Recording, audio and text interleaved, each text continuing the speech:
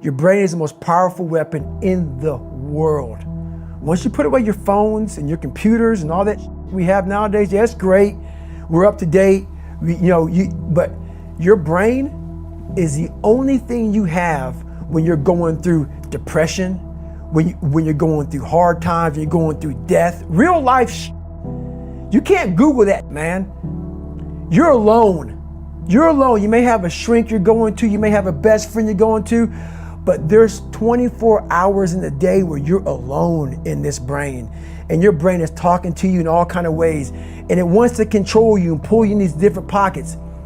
If you can't control your own brain and your brain controls you, you got to tell your brain where you want to go and how you want to go and how you want to get there. You got to control it. If not, it's over.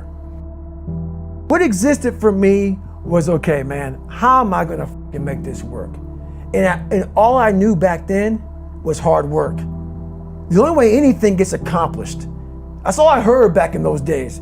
You got to work hard. You got to work hard. I'm not getting I can't get this paragraph. I can't remember what the is in this paragraph to pass this test to get in the military. Read again. Still not getting it. Read again. But if you're not getting it, write it out. And that's how I started learning. Okay, well, I got to write out everything I do. And then write it out again and write it out again. And guess what happened? I got it. I can't swim. I'm negative buoyant. Go back again. I can't swim. Go back again. Go back again. Go back again. I got it. I realized if I keep going back and going back and going back until the just becomes, your mind will say, okay, we're going to figure it out. Because he is not going to stop. It's not like I'm going to try one more time. No, it's just like alarm clock goes off, boop, we're going back. I can't read right, we're going back. I gave myself no way out, and my mind realized that. They said, okay, we're going to adapt and overcome now. Like a lot of people say, trying hard. Your mind knows, man. It knows this guy's bull. Me, man, this guy's lying. There's no truth behind it. When I was in Navy SEAL training, people go, how were you there for 18 months? The program was only 6 months long. You were in 3 hell weeks in 1 year. No one's ever done that. How did you do that? I talk about the new norm.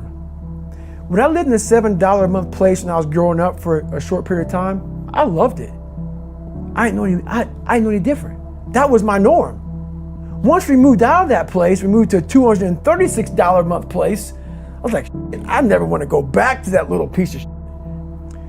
But if you go back to that $7 a month place and you realize this is where I live, this is all I got, your mind says, roger that, this is home. So when I was going through Navy SEAL training for 18 months and going back through all the hard parts over and over again, I told myself after the first time, I knew it was gonna be a long journey there. My body was breaking down. It was just how it was going on. I said, you know what? This is my new norm. So my mind said, it's like going to work. Like you go to work, you put your suit and tie on. I go into suffering every day.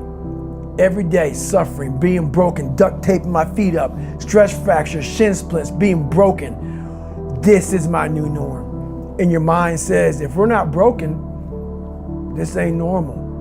We gotta be broken. So then your mind starts to get tougher and tougher and more callous. People, how did you run on broken feet? Broken shins. My mind knew this is how we operate. We're in Navy SEAL training. This is what we are. I became hell.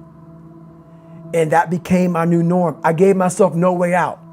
There was nothing outside these walls of hell. Nothing. I love God, but for a short period of time, I became the devil because that was hell. I became the boss, the owner, the CEO of Navy SEAL training. That was my mindset. And that's how you get through things. You immerse yourself in wherever it is, and you become that. You become that and give yourself no way out. When I was 297 pounds and I was fat as hell trying to be a Navy SEAL, the scariest thing in the world to me, even to this day, was that could have been the rest of my life. I thought then I was trying hard. That's the scariest thing in the world. I thought then 297 pound, working for Ecolab, spraying for cockroaches, making $1,000 a month.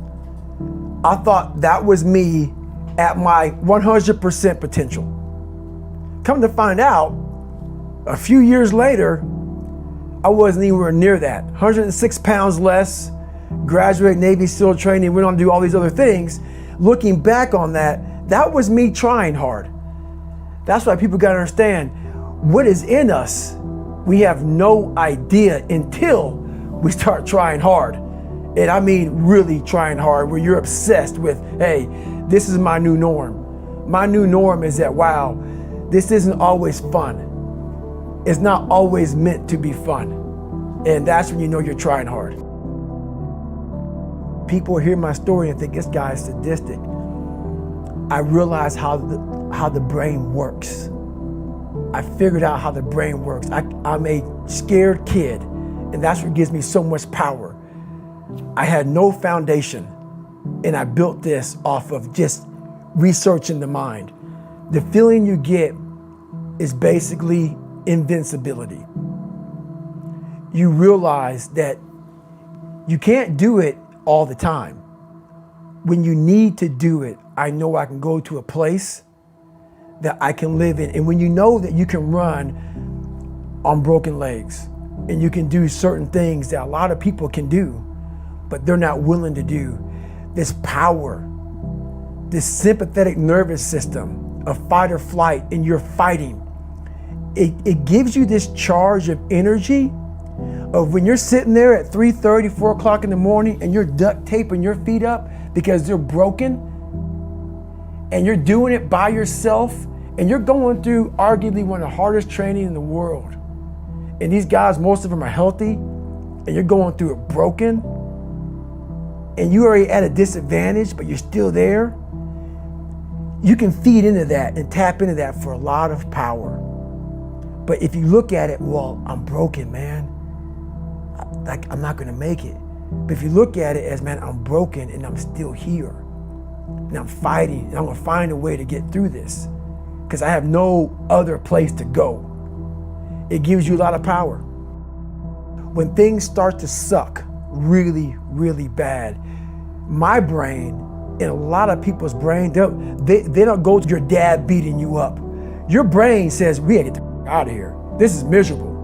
So anger goes away a lot of times when you're suffering because your brain just says, we gotta run, we gotta go. So that anger is not popping up saying, oh, I wanna show them, I wanna show those people.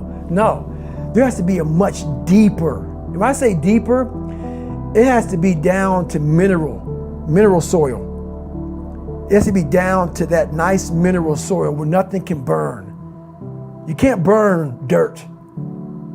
So it has to be down that low, that literally is something in you that's at the core of your soul. But you don't find it unless you spend a lot of time with what you want to be in life. I can't give that to you. Right. You can't give it to somebody. When you find your true passion in life, and my passion for me was like, oh, I want to be, I don't give a Navy SEALs, Army, I don't give a shit. I want to serve my country. I want to be someone that I'm proud of. I want to look at myself in the mirror because I was so disappointed. That accountability mirror I talk about, I was so disappointed in what I saw every day. I wanted everybody to love David Goggins. And a lot of people did. I didn't love myself. But I knew a lot of us want to find peace first.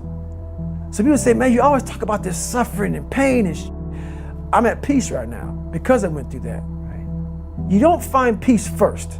If you do, Merry Christmas. More power to you. More power to you. I found peace on the opposite end of finding myself.